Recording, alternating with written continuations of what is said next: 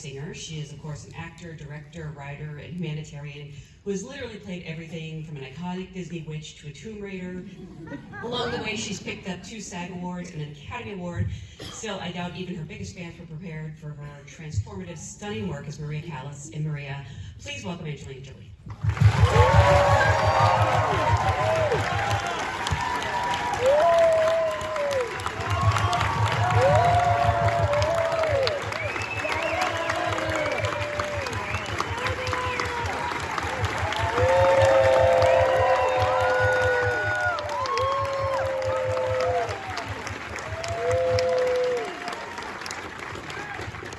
Oh, I'm so sorry, we're all out of time. Thank you so much for being here. Congratulations on another amazing performance. This is actually primarily an audience of your fellow SAG-AFTRA actors. Oh, it's making me very emotional because I use quite a lot. So I usually like to start by asking, how did you get your SAG card? What was the job that brought that to you? I was too young to even remember. Yeah. I was put in something. My brother was supposed to do something. My father's an actor. My brother was supposed to do something, and I guess he got scared at the last minute, or something happened, and I stepped in to do a little scene that I hardly remember, but it was a Hal Ashby film. So I started and got very lucky, and Anne Margaret was in it. That's amazing. Yeah, sounds kind of cool. You know, most people say like a McDonald's commercial. That's pretty impressive. Well, again, congratulations on just a beautiful film. I'm so curious to know how, director Pablo Larraín brought this project to your attention. Was she someone you'd ever dreamed about portraying, or what did you know or sort of think you knew about Maria Callas prior to this role? I would never have imagined. I only knew her music. I'd been to the opera a couple of times, and I was quite overwhelmed by it. And I saw it wrongfully. I saw it as quite this elitist art, that was so I felt growing up mostly in LA, New York, I felt like maybe I wouldn't understand it, or it was kind of beyond me, Verdi, Puccini, and so I don't know. I didn't feel close to it, and I'm so in love with it now as an art form, and I'm so grateful it's in my life. And Pablo, bless him, believed that somehow I could do this, and called me. And I had wanted to work with him because I think he's such an extraordinary director. And so I'd asked him years ago if he ever would consider I'd love to work with him, and called and asked me to play Maria. And I took a few days and studied her, and I discovered that I really liked her as a human being. I thought she was I liked her as a person. So, but then I was, then I had to figure out how to sing. Yeah, just a small part of it. Liking her was important.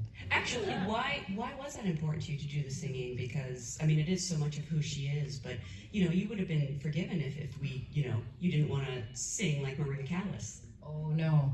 I would not by Pablo. No. He, I did think that that's what it would be when you, as an actor, they say, can you ride a horse? Yes. Can you do this? Yes. We can do everything. Special skills. Yeah. So he asked me if I could sing, and I said yes. But I'd never sung, and I actually had somebody in my life who was close to me say I couldn't sing. Have they seen this movie? I don't know. So I was like singing Happy Birthday to somebody, and they said, you're kind of off pitch. And then and it blocked me. Yes. And I never really tried. But I didn't also realize what opera was.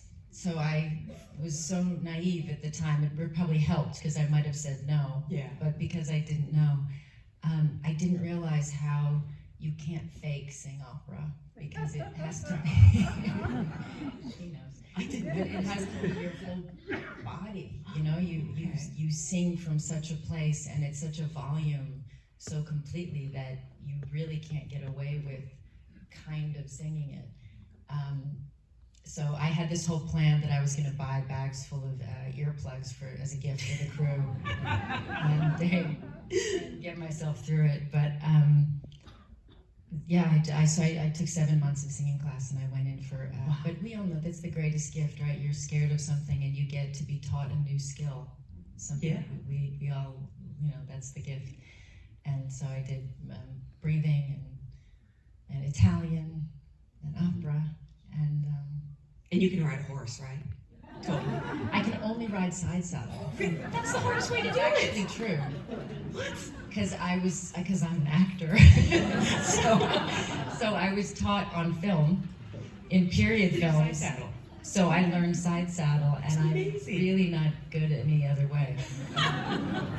Like, I can't sing anything now but opera. So Well, it's going to be something. You've obviously portrayed real people before, but probably not anything as iconic as Maria Callas. I mean, that's pretty incredible. Do you like having material to draw on, or do you find that it can be kind of overwhelming? Like, how do you know what to listen to and what not to? she's the first artist I've played, which is, I think, makes it very different, as you can imagine, because something I didn't expect would be, so I drew on everything from her, because there was so much. And one of the most extraordinary things is she taught class. So I listened to Maria explaining how to do a performance, and I followed her. And she she said, if you're doing a performance, especially in doing an aria, she calls it straitjacketing. And she says, you learn it, you discipline yourself, and you learn it exactly as the composer intended, and you do it technically, and you do it, and you do not put one personal thought, and you do not add your emotion to it. You straitjacket yourself to know it, and then you release this other into yourself. And so was very helpful. Wow.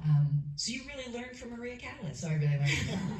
And then I would see, which you can all imagine, I had to play, when I'd play her roles, Tosca or something, I would watch her performance, and then I would sing the song, and I would realize, she's an amazing actor.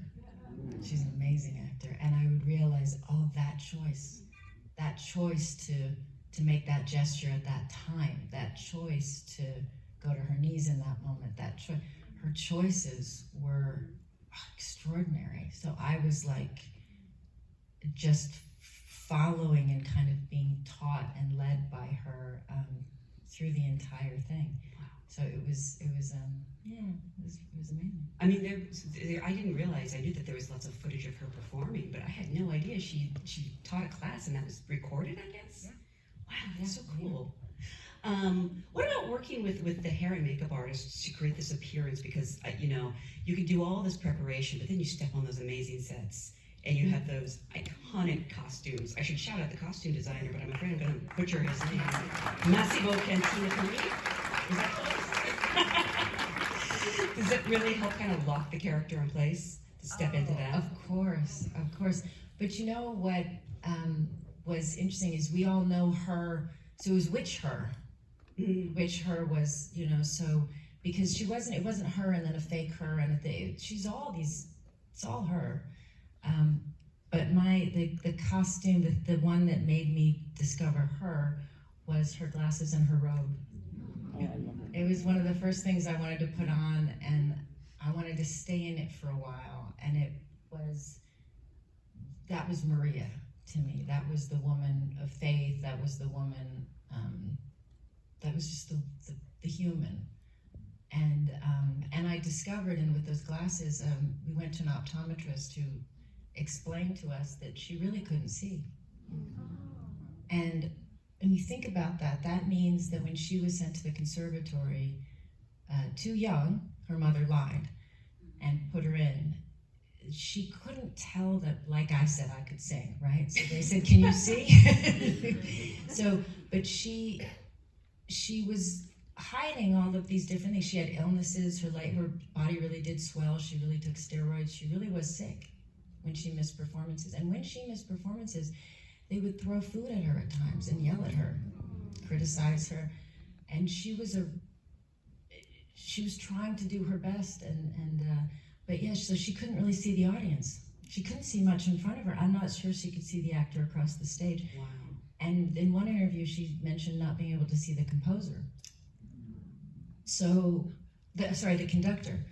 So what that means about what she was working against that nobody knew, oh, it made me love her. Oh, yeah.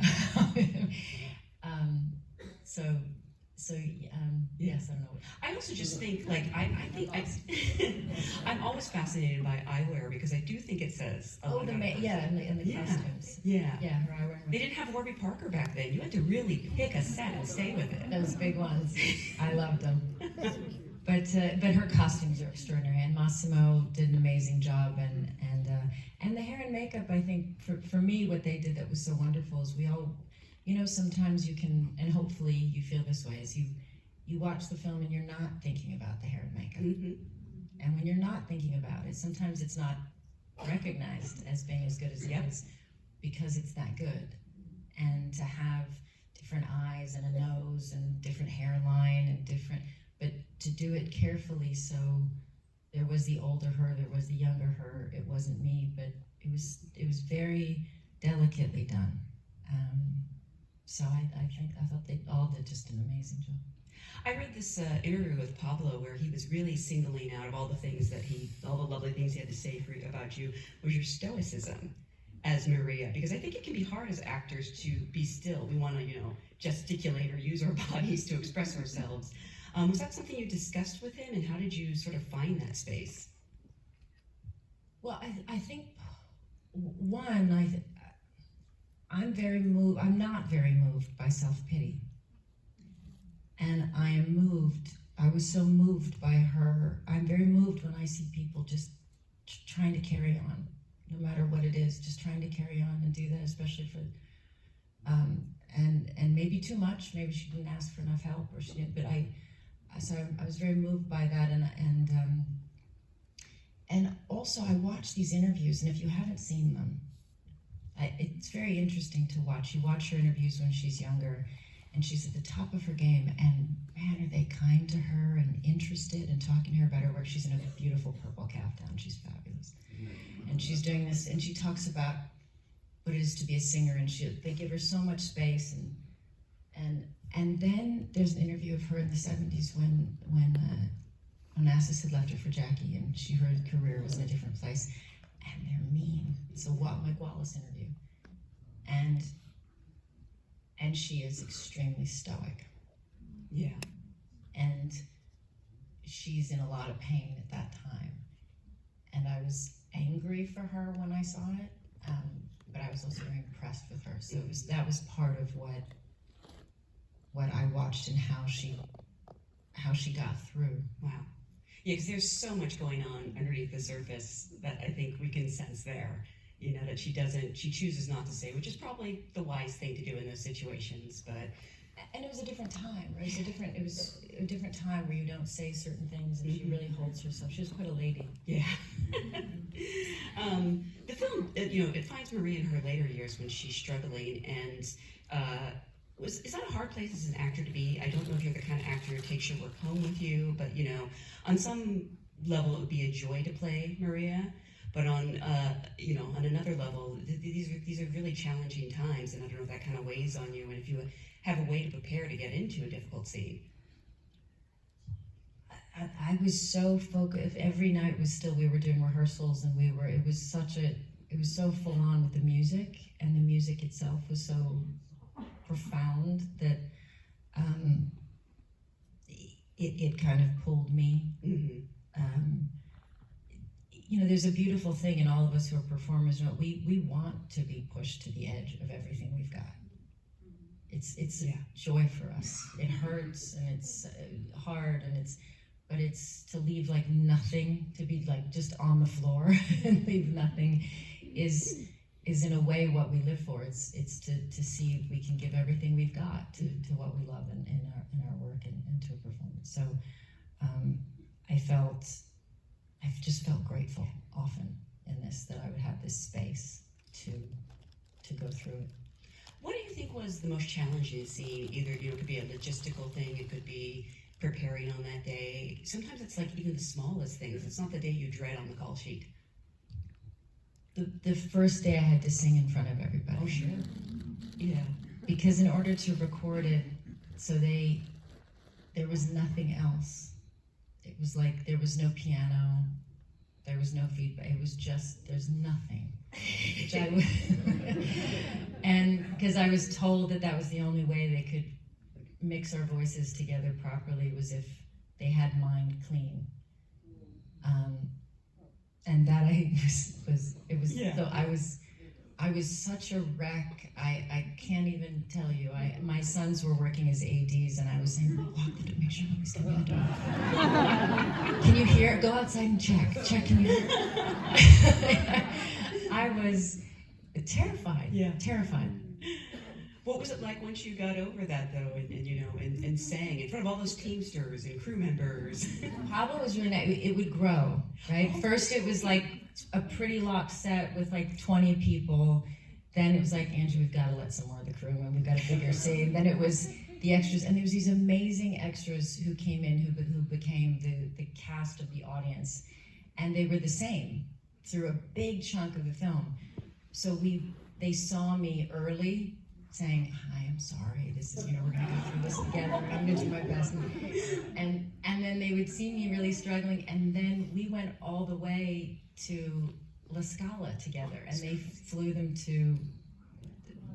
there, Oh, wow. and it was us, and we were at La Scala, and we made it. and had to, do that, and they were so kind, and we were kind of a team. Yeah. So they really helped pull me through. That's amazing. And what a kindness of Pablo. I wouldn't have even thought of that. That was so smart. Yeah, it was wonderful. You have worked with so many amazing directors. You yourself are a fantastic director. I'm sort of curious what you... Yeah.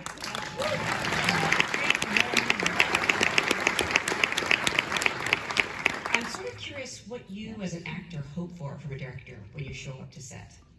Because you probably learned a lot from great directors, but maybe you also learned things you don't want to do.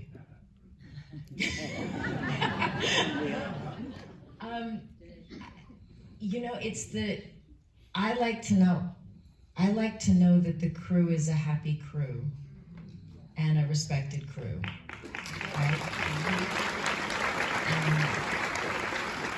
And when you feel that, you feel like everybody wants to bring their best because everybody feels good and everybody has a place and everybody's being heard, then your director has built this family and understands the family, and then you all can work together in this space. So I think that's the most important. Yeah, I mean, I know it's hard work, but shouldn't it be fun to some degree? It should be. We've got that's the greatest, job in the world, and I think I'd forgotten that, in a way. I was saying earlier, I had this relationship that I think I was almost uncomfortable being an actor for a while, or being public and being, I don't like certain aspects of being a public person, but I love being an artist. And so I hadn't worked for a long time in something like this, and I felt like I remembered just the work, just to be a part of this community, and how lucky we all are, and it made me feel like I was coming home to a family, felt. Would you ever do theater? Because I think you'd get in The Outsiders if you really wanted to. I don't know. You might have an in there. But, stage is such a different medium, and I just wonder if it's something you've considered. I mean, I feel like I'm now in the stage of just doing everything that terrifies me, so I'll try that one too. And you can sing, so Outsiders are perfect. You can be Pony Boy. Is it the character's name? I think I got it. Okay. I do want to touch on the rest of this amazing cast, because your chemistry with them is so vital. Can you talk about sort of building that rapport? And I'd say probably specifically with, I hope I don't butcher these names, but Huluk Billionaire as Aristotle Onassis, and Alba Rohrwacher as Bruna. Yeah. Was that terrible? I'm so sorry. No. Okay. They're the nicest people. They were exactly as you see them. I mean, it's not that they weren't acting; they're extraordinary actors. But they are. Haluk Onassis is as full of life and as charming. And I met him, and I didn't even have to act. I thought, this must be how Maria felt. He's just. I'm having so much fun, and he's just so vibrant and he's wonderful. And Alba, Bruna, is truly one of the most gentle, generous, warm people. So it was great. And I will say this about Pablo's, this is my story, but when we had to do the scene where I'm singing and she's flipping an egg, we were just slightly insulting.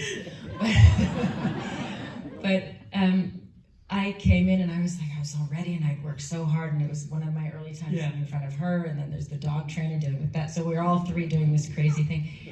And I found out Pablo had sent her to class to learn to flip. That's how thorough our director was.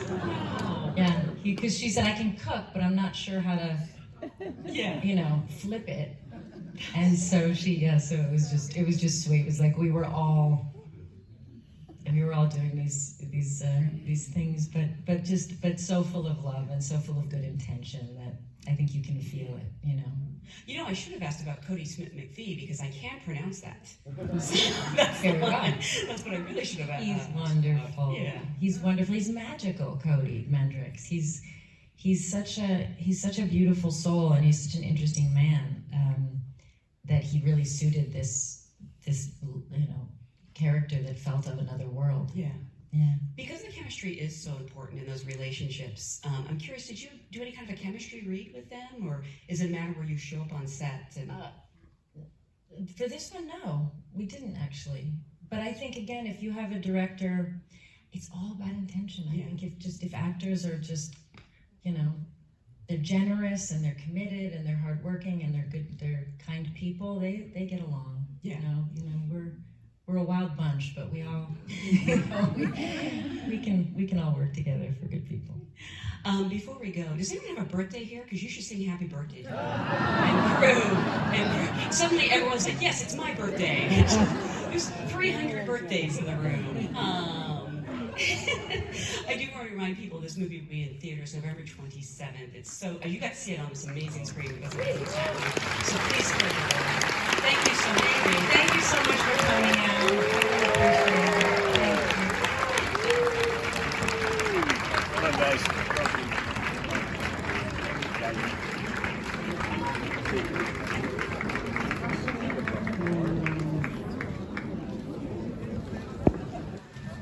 Stay below the stairs, please. Stay below the stairs. Just stay below the stage.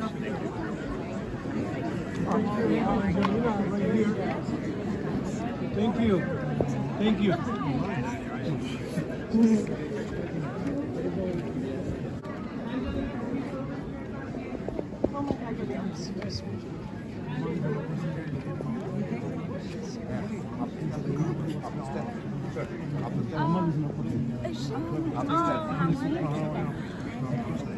My phone just died. Oh, I fell in love with you, girl. I just talked to Johnny the other day. Thanks for deeply understanding grief, Mom Gil. I